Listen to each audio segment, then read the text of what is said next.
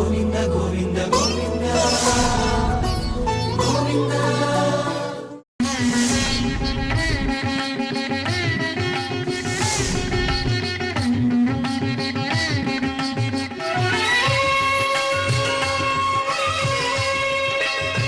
గురుర్బ్రహ్మా గురుర్విష్ణు గురుర్దేవో మహేశ్వరః గురు సాక్షాత్ పరబ్రహ్మ తస్మై శ్రీ గురవే నమః. శుక్లాంబరధరం విష్ణు శశివర్ణం చతుర్భుజం ప్రసన్నవదనో ధ్యాయేత్ సర్వవిఘ్నోపశాంతయే. శ్రీరామ రామ రమేతి రమే రామే మనోరమే సహస్రనామ తత్తుల్యం రామ నామ వరాననే.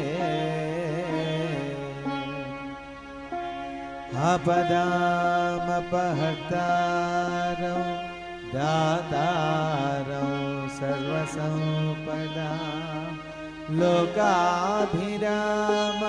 శ్రీరామో భూయో భూయో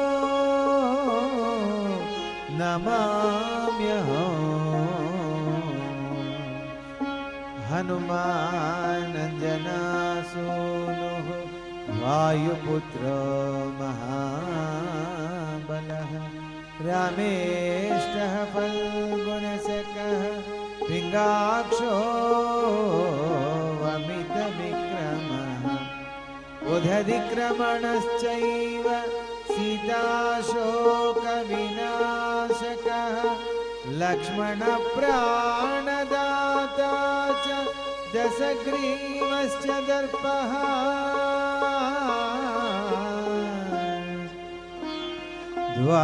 ద్వాదశైతాని నామాని కపీంద్రస్య మహాత్మనః స్వాపకాలే పఠే నిత్యం యాత్రాకాలే విశేషతః తస్య మృత్యుభయో నాస్తి సర్వత్ర విజయీ భవేత్.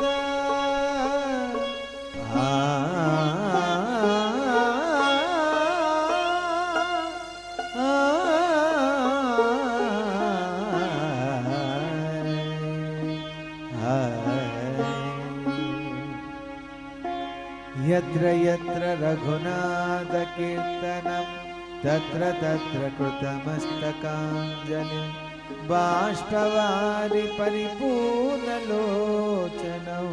మారుతిం నమత రాక్షసాంతకం.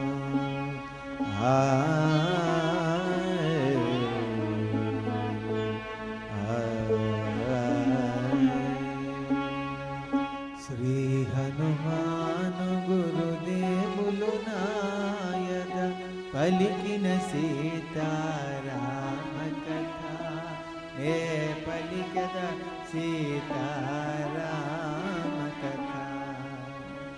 అనిల కుమారుడా రాత్రి వేళను సూక్ష్మ రూపుడై బయలుదేరెను. అనిల కుమారుడా రాత్రి వేళను సూక్ష్మ రూపుడై బయలుదేరెను. రజనీకరుని వెలుగున తాను రజనీచరుల కనుల బడగను. రజనీకరుని వెలుగున తాను రజనీచరుల కనుల బడగను. పిల్లి వల్ల నుంచి మెల్లగా సాగెను ఉత్తర ప్రాకార ద్వారము చేరెను. పిల్లి వల్ల నుంచి మెల్లగా సాగెను ఉత్తర ప్రాకార ద్వారము చేరెను. లంకా రాక్షసి కపివరుగాంచెను. లంకా రాక్షసి కపివరుగాంచెను. గర్జన సేయుచు అడ్డగెను. శ్రీ హనుమాను గురుదేవులు నాయద పలికిన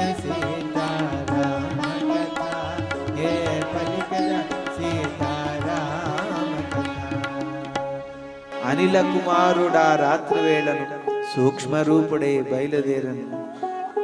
రజనీ కరుని వెలుగున తాను రజనీ చరుల కనుల బడకడు. రజనీకరుడు అంటే చంద్రుడు.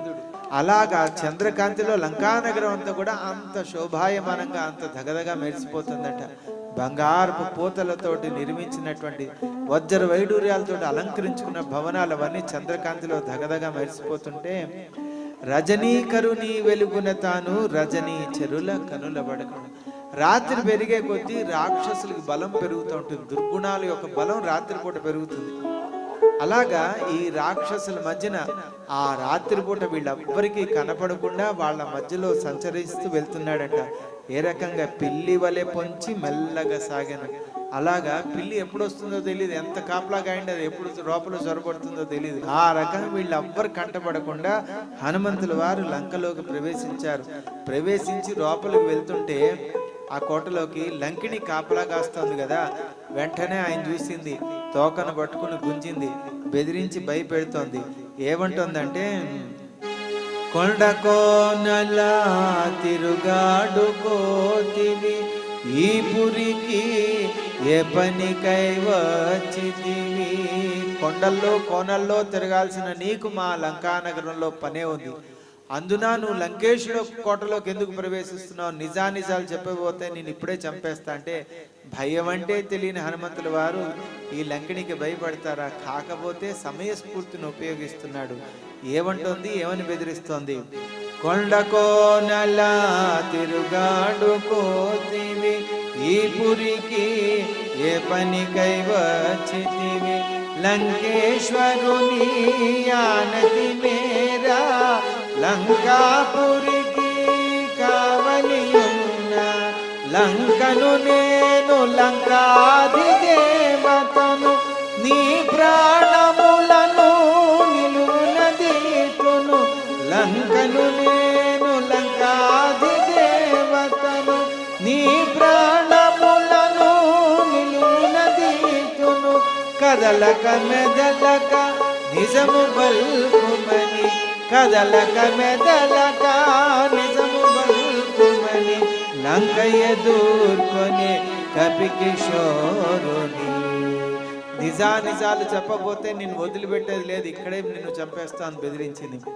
భయం అంటే తెలియని హనుమంతుల వారు ఎక్కడ అడుగు పెడితే అక్కడ విజయంతో దూసుకుపోయే హనుమంతుల వారు కాకపోతే ఒక స్త్రీతో మాట్లాడుతున్నాను కదా అని స్పృహతోటి, అది సంస్కారం. ఎలా మాట్లాడుతున్నాం అనగా ఎవరితో మాట్లాడుతున్నాం కూడా తెలుసుకుని మాట్లాడాలి. రాక్షసి అయినా సరే ఒక స్త్రీ కాబట్టి జాగ్రత్తగా మాట్లాడాలి, గౌరవం ఇచ్చి మాట్లాడాలని సమయస్ఫూర్తిని ఉపయోగించి, అమ్మా ఎంతో అద్భుతంగా ఈ లంకానగరం కనపడింది, ముచ్చటగా ఉంది చూడాలని, ఇలా చూసిపోతాను, దీనికి ఎందుకమ్మా ఇంత పెద్ద పెద్ద అరుపులు కేకలు బెదిరింపులు అని సమయస్ఫూర్తిని ఉపయోగించి సౌమ్యంగా సమాధానం చెప్పాడు. ఏమన్నాడంటే, అతి సుందరమీ లంకాపురమని ముచ్చటబడినే చూడవచ్చితిని అతి సుందరమీ లంకాపురమని ముచ్చటబడినే చూడవచ్చితిని ఈ మాత్రమునకు కోపమెందుకులే పురముగాంచినే మరలిపోరులే ఈ మాత్రమునకు కోపమెందుకులే పురముగాంచినే మరలిపోరులే అని నెమ్మదిగా పలుకగా విని అనిలాత్మజుని చులకనగాగొని అని నెమ్మదిగా పలుకగా విని అనిలాత్మజుని చులకనగాగొని లంకా రాక్షసి కపికిషోరుని లంకా రాక్షసి కపికిషోరుని గర్జించి కసరి గర్జించి చరచను శ్రీ హనుమాను గురుదేవులు నాయన పలికిన సీతారామ కథ ఏ పలికిన సీతారామ కథ. ముందరే అనుకున్నాడు కదా ఈ రాక్షసుల గురించి. సామము చే స్వాధీనము కాదు, మంచి మాటలు వీళ్ళు లెక్క చేస్తారా? లెక్క చేయరు. వీళ్ళకి అర్థమయ్యే భాషలో చెప్తేనే వీళ్ళకి అర్థం అవుతుందని హనుమంతుల వారికి చెప్పి చూశాడు, వినలేదు. ఇంకో కోపం వచ్చింది. ఎంత వాడల్లా కొండంత శరీరాన్ని పెంచాడు. కుడి చేతితో కొడితే ఖచ్చితంగా చచ్చిపోతుంది, స్త్రీ హత్య మహాపాతకం నాకు తగులుతుందని కేవలం గుణపాఠం చెప్పాలని ఎడం చేత్తో ఒక గుద్దు గుద్దాడంటే ఆ పెద్ద బండలా పడింది. ఆ బలానికే తట్టుకోలేకపోయింది, బండలాగా పడింది. కళ్ళు గిర్రమని తిరిగాయి, కాళ్ళ మీద పడింది. క్షమాభిక్ష కోరుకుంది. మహాత్మ ఎవరో తెలియక నేను నీతోటి అపచారం చేశాను, కాకపోతే నువ్వెందుకు వచ్చావో నాకు తెలిసిపోయింది. సీతమ్మ వారి గురించి వచ్చావు, సీతమ్మ వారి మూలంగా లంకానగరం అంతా సర్వనాశనం కాబోతోందని చూడగలుగుతున్నా. లంకానగరం బయట కాపలా కాస్తున్నాను కాబట్టి బయట విషయాలన్నీ నాకు తెలుసు, లోపల విషయాలు నాకు తెలీదు. అమ్మవారిని లోపలికి తీసుకెళ్ళటం నేను చూశాను, ఎక్కడ పెట్టాడో నాకు తెలియదు. స్వేచ్ఛగా పోయి అమ్మవారిని వెతుక్కో అని అనుమతిస్తోంది. ఏమంటుందో తెలుసుకుందాం. సింహనాదమును మారుతి చేసే కొండంత గతన కాయము వెల్చే. సింహనాదమును మారుతి చేసే కొండంత గతన కాయము వెల్చే. వామహస్తమున పిడికిలి బిగిల్చే, ఒకే పోతున లంకను కూల్చే. వామహస్తమున పిడికిలి బిగిల్చే, ఒకే పోతున లంకను కూల్చే. కొండబండల రక్కసి వల్లే కనుల పగిల్చి నోటి తెరచే. కొండబండల రక్కసి వల్లే కనుల పగిల్చి నోటి తెరచే. అబలను జౌకుట ధర్మము కాదని, అబలను జౌకుట ధర్మము కాదని లంకను విడిచే. మారుతి జయముని శ్రీ హనుమాను గురుదేవుడు నాయన పలికిన సీతారామ కథ. ఏ పలికద సీతారామ కథ. ఎప్పుడైతే హనుమంతుల వారి బలాన్ని రుచి చూసిందో పాదాల మీద పడి రోధించింది, క్షమాభిక్ష కోరుకున్నది. ఇంకా లంకానగరం ఒక రహస్యాలన్నీ కూడా చెప్తూ ఏముంటుందంటే, నాకు బ్రహ్మదేవుడి యొక్క వరం ఉన్నది, నా నుంచి ఎవరు తప్పించుకోలేరు, నన్ను ఎవరు ఎదిరించలేరు. ఎవరి చేతిలో ఓటమి పాలవుతానో ఆ క్షణం నుంచి లంక వినాశనం ప్రారంభం అయినట్లే అని బ్రహ్మదేవుడు చెప్పాడు. ఇప్పుడు నాకు అనిపిస్తోంది ఇంకా లంక వినాశనం మొదలైపోయినట్టే, స్వేచ్ఛగా వెళ్ళని అనుమతిస్తూ లంకానగరం రహస్యాలని చెప్తూ లంకానగరానికి కలిగిన శాపాలు ఇవన్నీ కూడా చెప్తోంది. ఏమంటోంది? ఓ బల భీమా వానరోత్తమ, ఓ మహాత్మా మల్యోపుమా. ఓ బల భీమా వానరోత్తమ, ఓ మహాత్మా మల్యోపుమా. ఇంతకాలముగా లంకను గాచితి, నేటికి నీచే ఓటమెరిగితి. ఇంతకాలముగా లంకను గాచితి, నేటికి నీచే ఓటమెరిగితి. ఈన ఓటమి లంకకు చేటని పూర్వమే బ్రహ్మ వరమొసగెనని. ఈన ఓటమి లంకకు చేటని పూర్వమే బ్రహ్మ వరమొసగెనని. లంకా రాక్షసి నిజము తెల్పెను, లంకా రాక్షసి నిజము తెల్పెను. హనుమంతుని ఉత్సాహపరచెను, శ్రీ హనుమాను గురుదేవులు నాయన పలికిన సీతారామ కథ. ఏ పలికద సీతారామ కథ.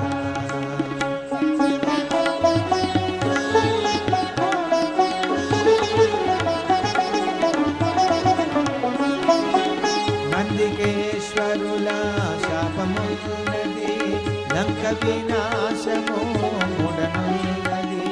నందికేశ్వరుల శాపమున్నది, లంక వినాశము మూడనున్నది. స్వేచ్ఛగా పోయి లంకను చూపు, వేగమే పోయి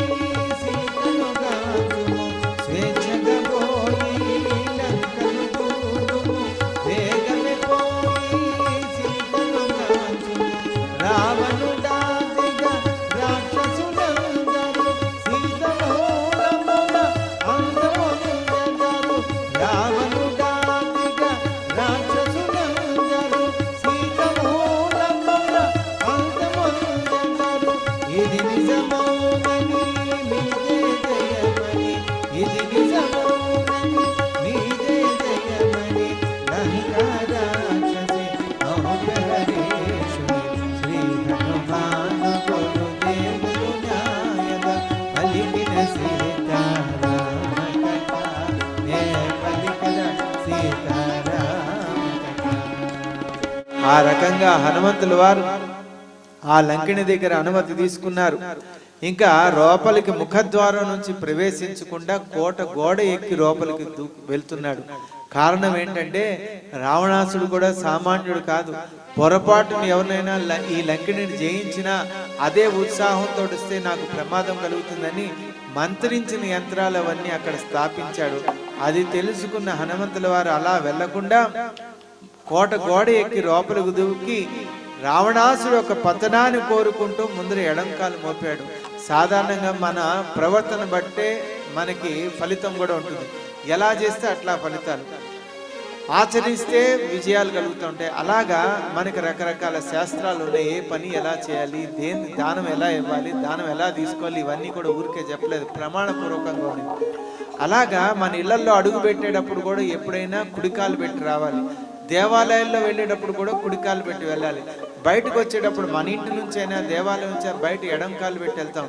కుడికాలు పెట్టి వెళ్ళటం వల్ల శుభం కలుగుతుంది, ఎడంకాలతోటి అశుభం శత్రుత్వం పెరుగుతుంది. రావణాసుడితో మిత్రత్వాన్ని కోరుకోలేదు హనుమంతుడు, వాళ్ళ శత్రుత్వాన్ని రావణాసుడు పతనాన్ని కోరుకున్నాడు. కాబట్టి ముందర ఎడంకాలు పెట్టి లోపలికి ప్రవేశిస్తున్నాడు. రాముడికి జయం కలగాలి. శ్రీ హనుమాను గురుదేవులు నాయన పలికిన సీతారామ కథ, నే పలికద సీతారామ కథ.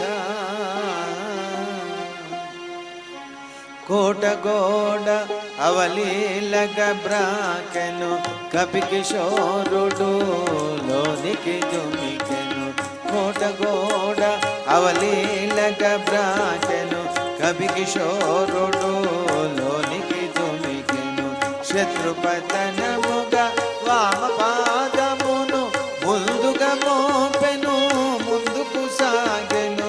శత్రుపతనముగా వామ పాదమును ముందుగా మోపెను, ముందుకు సాగెను.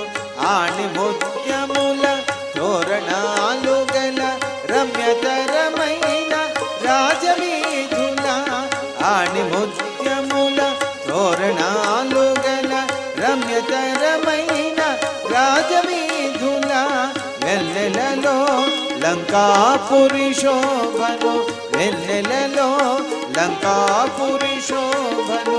శోధనగా హరేషుడు గాంచెను, శ్రీ హనుమాను గురుదేవులు నాయన పలికిన సీతారామ కథ, నే పలికిన సీతారామ కథ.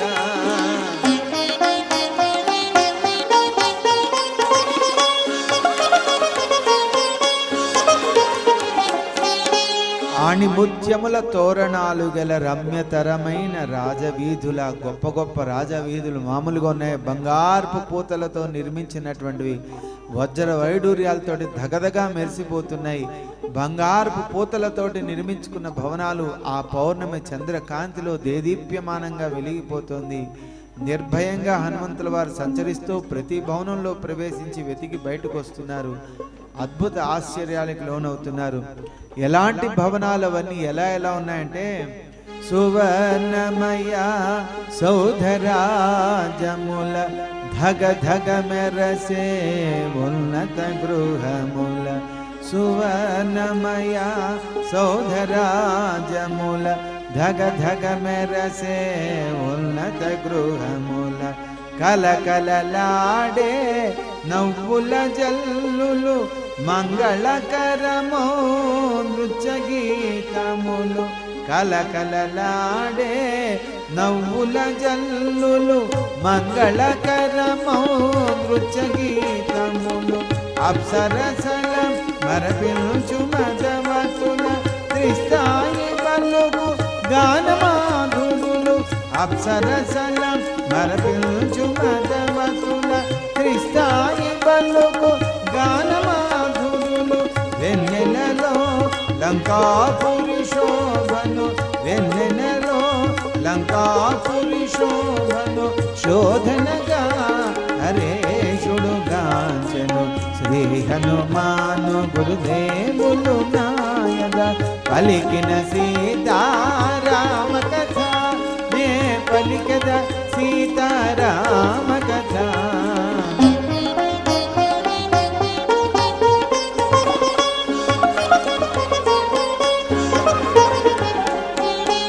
తెల్ల తెల్లని మబ్బుల బోలిన పెద్ద పెద్ద భవనములలోన, తెల్ల తెల్లని మబ్బుల బోలిన పెద్ద పెద్ద భవనములలోన, మెల్ల మెల్లగా మెట్ల వెంబడి కూడినడయాడు రమణుల సందడి, మెల్ల మెల్లగా మెట్ల వెంబడి కూడినడయాడు రమణుల సందడి, ఒడ్డానపు చిరుగజ్జల రవలి గల్లు గల్లు మను అందెల సౌవడి, ఒడ్డానపు చిరుగజ్జల రవలి గల్లు గల్లు మను అందెల సౌవడి, వెన్నెలలో లంకాపురి శోభను, వెన్నెలలో లంకాపురి శోభను, శోధనగా హరేషుడుగాచెను శ్రీ హనుమాను గురుదేవులు నాయన, పలికిన సీతారామ కథ నే పలికద సీతారామ కథ. ఆ రావణాసుడు కోటలో అద్భుతమైనటువంటి భవనాలు కనబడుతున్నాయి. తెల్ల తెల్లని మబ్బుల బోలిన పెద్ద పెద్ద భవనములలోన ప్రతి భవనంలోనూ క్షుణ్ణంగా వెతుకుతున్నాడు. వెతుకుతూ అడుగు అడుగున వెతుకుతూ ఏది వదిలిపెట్టకుండా వెతుకుతున్నాడు. వెతుకుతున్న సమయంలో అమ్మవారు కనపట్టలేదు, కానీ ఆయన ఒక భవనంలో ప్రవేశించి వెతికి రావటం, మళ్ళీ బయటికి రావటం, ఇంకో భవనంలో వెళ్తున్న సమయంలో మార్గ మధ్యంలో భయంకరమైనటువంటి హోమాలు జరుగుతున్నాయంట. తంత్రపరమైనటువంటి తాంత్రికులు చేసేటటువంటి ఆ హోమాలను చూశాడు, ఆశ్చర్యపోయాడు. ఎలాంటి వాళ్ళు? దిగంబరులై పెద్ద పెద్ద జటాజూటములు ధరించినటువంటి వాళ్ళు. ఈ రాక్షస తాంత్రికులు వీళ్ళు చేసేటటువంటి హోమాలన్నీ చూసి పరిశీలిస్తున్నాడు, ఆశ్చర్యపోతున్నాడు. వీళ్ళంతా కూడా రావణాసుడి యొక్క యోగక్షేమానికి, రాక్షసుల బలం పెరగడానికి చేసే హోమాలన్నీ చూస్తూ ఆశ్చర్యపోయాడు. ఇదంతా రేపు జరగబోయే కథాగానంలో తెలుసుకుందాం.